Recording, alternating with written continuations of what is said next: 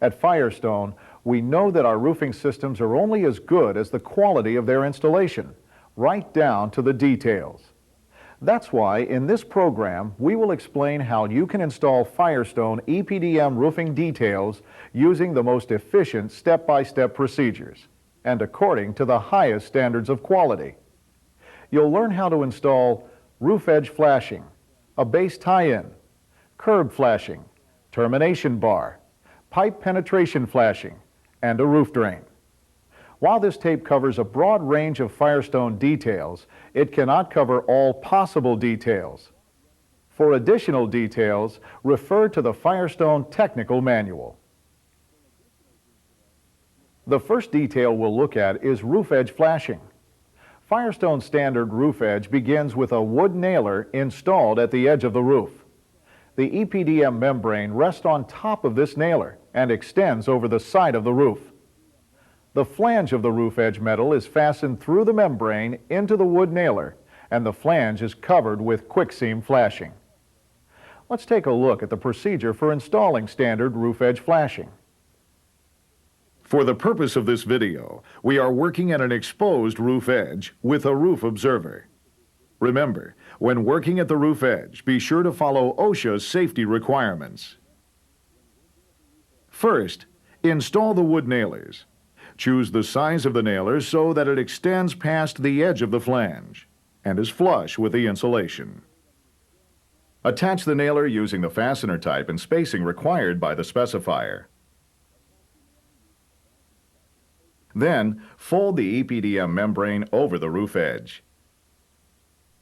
Note that on mechanically attached systems, the membrane must be sealed to the roof edge with either bonding adhesive or water block seal. Fasten the flange over the membrane along the edge of the nailer, a maximum of 4 inches on center, using 1 1/4 hot-dipped galvanized nails with 3/8 inch diameter heads. Apply quick prime to the membrane and the metal flange. Special cleaning is required for copper edging and for removing any forming oils from the flange. Once the quick prime is dry, apply the quick seam flashing to the flange and membrane. Position the flashing so that 3 inches of flashing covers the flange and the remaining 2 inches covers the membrane. Immediately roll the flashing with a 1 1/2 inch silicone roller.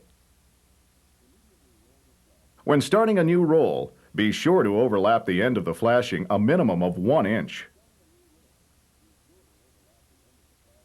Apply an additional layer of quick seam flashing or quick seam joint covers at these locations, at intersections of the roof edge and field seams,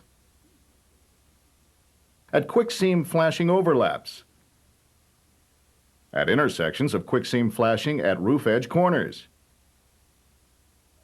and at metal flange joints that are not completely covered by the quick seam flashing. To install the additional layer of flashing, first apply quick prime and allow it to flash off. Then apply the flashing, centered over the area to be covered.